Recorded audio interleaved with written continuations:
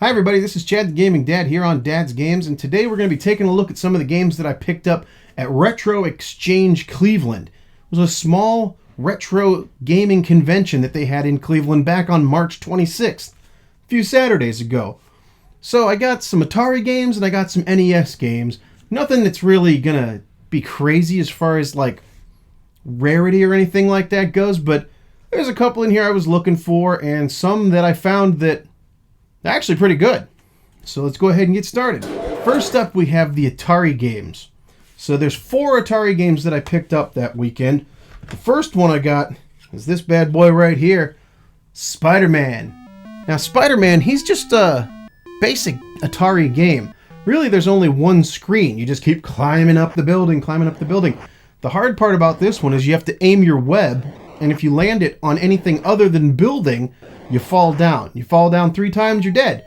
So the gist of this whole game is just climb to the top where the Green Goblin's going back and forth, dropping bombs on you and stuff. Make it past him and you're good to go. On to the pink level, that is. And then there's other colors, and that's pretty much it. What do you want? It's an Atari game, right? Next up, we've got a game called Amidar. Amidar is one of these weird ones where it's tough to really say what it is. If you look close on the cover here, there's a gorilla holding a guy with a bone through his nose, a pig, and then there's like a painter guy. Makes no sense, right? This is Atari from the 80s. They don't all make sense. They're sometimes a little off the wall. So Amidar, it's basically like it's a big maze, and there's these things coming around. I suppose those are pigs. Can't really tell. Or maybe they're the guy with the bone in the nose. I can't really tell. Or maybe you are the gorilla and you're walking around. I don't really know what you're supposed to do other than to clear each level you have to go around and basically touch everything. You know, it fills in with blue stuff as you go so that you know which parts you already did. But this is probably my least favorite of the 4 Atari games that I picked up this week. It's okay. There's no music, there's very little sound effects. It's just your basic Atari game, but hey, it still works and it's good for fun for a few minutes, and the games are super cheap, so what do you want, right? Next up, this one's kind of an unexpected one, because when you first put this in your Atari, it looks like, I don't know, let's just take a look at it. It's Reactor. When you first put this in, you have no clue what's going on. There's this circle and it's got a thing and it looks like, honestly, it looks kind of like a bear head or something, the way it's shaped like that. I don't know. But I actually watched some other reviews, specifically Mark's review on Classic Game Room, and he gave me some good information because this game's actually pretty fun. Not at first glance, but once you get it, it is more fun. I guess the reason it's called Reactor is you are inside of a reactor. It's reacting. It's going like this. And you are an electron or something, and you're floating around, and those other little things that are coming after you are other electrons. In order to keep the reactor from exploding, you got to look on the side. There's 4 like this. There's 4 little things on each side, and you have to hit those with the guys that are trying to hit you, and it goes bing, bing, a little tiny sound, right? You hear that, and that means that you're cooling down the reactor. Those are like cooling rods in a nuclear reactor, I guess. And once you get the thing in the middle that's getting bigger and bigger and bigger, it shrinks back down, okay? Pro tip on Reactor, you don't get hurt when you touch the inside ring. You die when you touch the outside ring. Same thing with the other guys. Now, once you go up a couple levels, the protective barrier on the inside ring goes away, and then you can die there too. But overall, I mean, once you get the gist of what this game's doing, it's really not too bad. Plus, it's got some really sweet music. It's like... Kind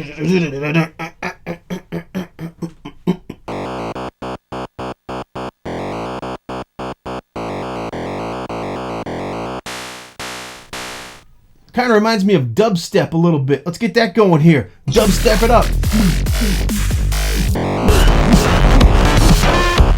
Okay, enough of that. Finally, we have the last of the 4 games that I got on the Atari. This one's called Solaris. Solaris is the hidden gem of the week, honestly, going to the retro convention for me, because I didn't know the Atari had games like this. This game's actually pretty complex. You start off on a planet, apparently. You fly around, you go up in space, you're blowing away aliens, you're shooting planets that are coming at you. You're like, bam, bam, bam, bam, bam. Everything's flying at you like crazy. But you also got to watch out. You got a fuel gauge down below. You got to stay in that fuel, go back down to another planet. I don't know. You got to kind of make sense of these things. The Atari is limited in its graphical capability. You got to fill in the blanks, right? So you look at the map. The parts that have all the little dots on them, you can't fly through. So you have to go around, the maze of the map where you can fly.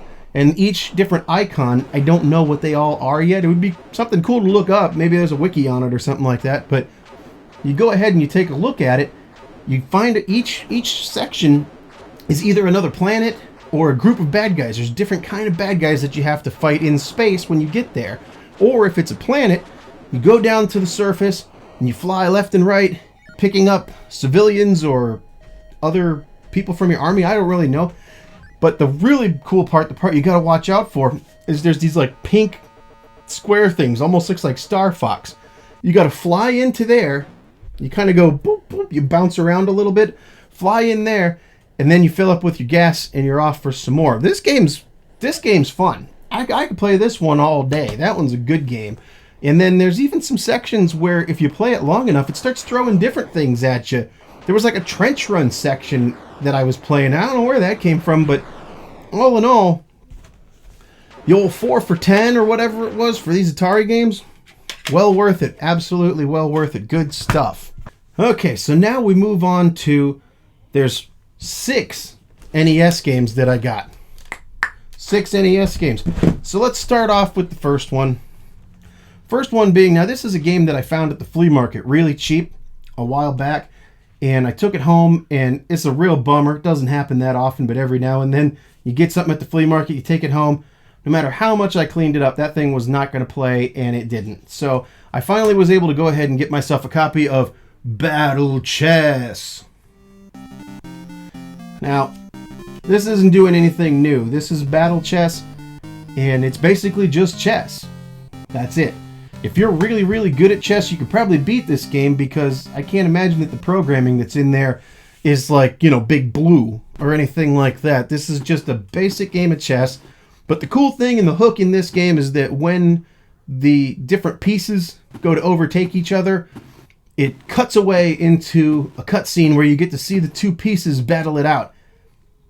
Honestly, I don't know a whole lot about chess. My daughter's learning about it in school and everything. But the limited information that I have about chess, there is no gray area. If you can take a piece, you take that piece. So in Battle Chess, the cutscene things are kind of pointless, because it's like they both set up, they go ksh, ksh, like they're going to do battle, and then they go after each other. But you already know who's going to win, because it wouldn't be chess if you went to overtake a piece and then all of a sudden it beat you. It doesn't work that way. It doesn't work that way. None of this works that way. Alright, so anyway, that's Battle Chess. The next game I got here is one of the old Black Cart Tengen ones. This one is Shinobi. Now, I didn't play a whole lot of Shinobi so far, but from what I've played, it is pretty cool. I don't know why they selected the color pink for so much of a ninja game. I don't know. I know the NES was limited in color palette and everything, but it did have other colors than pink, so go figure. Anyway, I'm playing Shinobi. You go through, you pick up, it looks like little babies or something that you're picking up from bad guys. You got to make some smooth moves sometimes and jump up and duck and then throw some ninja stars at them. Other than that, that's pretty much it. You get to play it over and over again. After each level, there's like a first-person scene where you're like dealing cards, but there's, ninja stars that you're throwing at all the guys, and that's pretty much it. About as far as I got, anyhow. Shinobi, good one though. Good one to get. And it's good because it's another one of those unlicensed Tengen cards. I like those. All right, next up is like a 2-pack. Not Tupac, but 2-pack. I'm going to tell you they got these 2 games.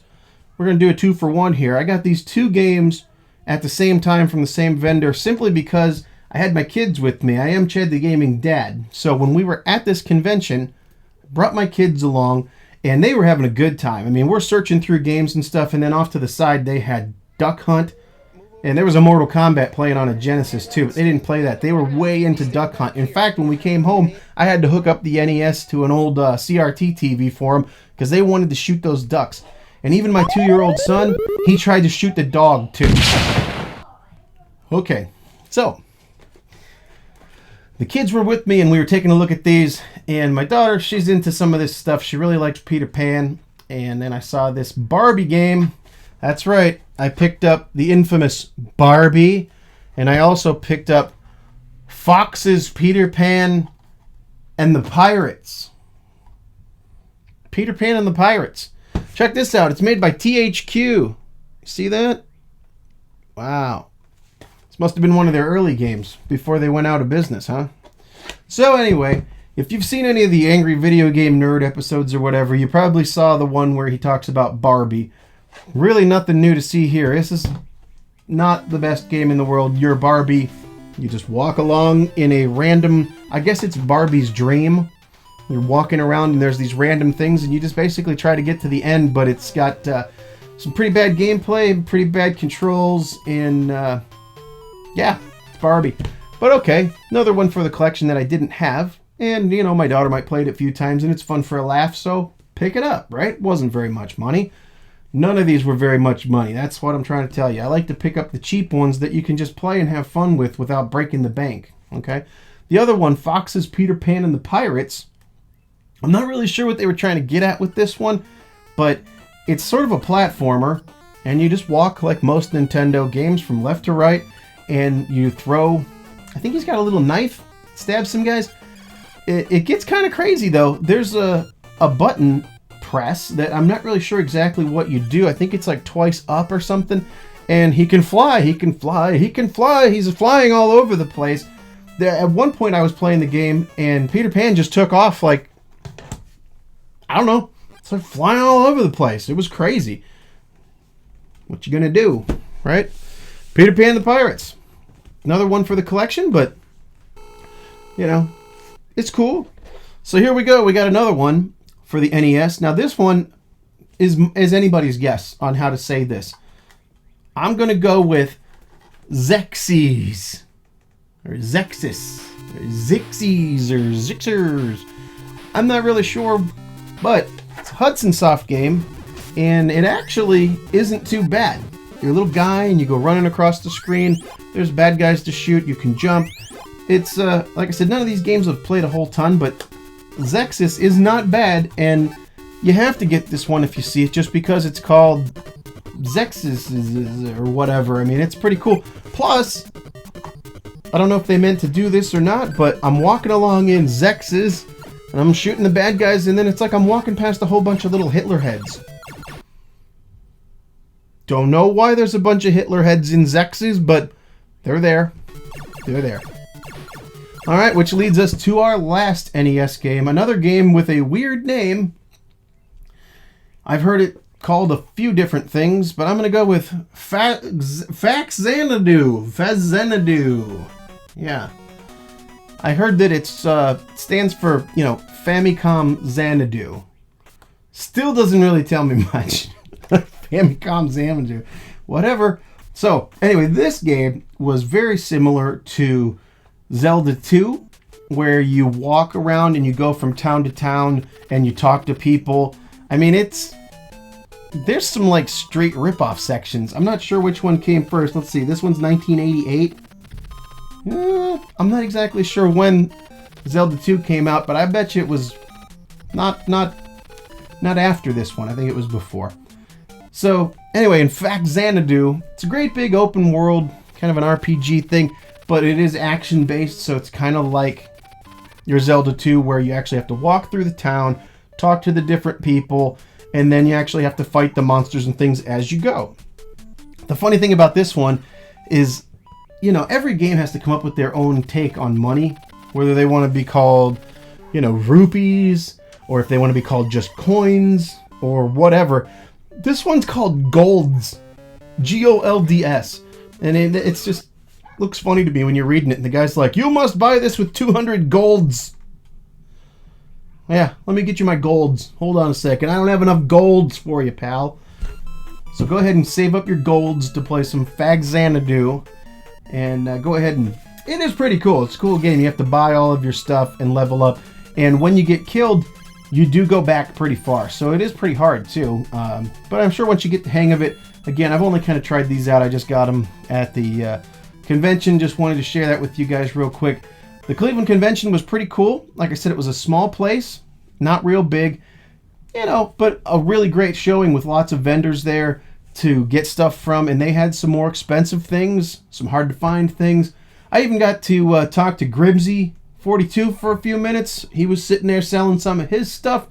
And I don't know if you guys know about his YouTube channel, but you should check that out because he does a lot of collecting things, and he has a ton of different collections. I mean, he's really got a ton of stuff going on there. So anyways, other than that, I would say it was a pretty successful day. Nice day going out with the kids, checking it out. Got a few cool games, and just wanted to go on here and show you guys what I found.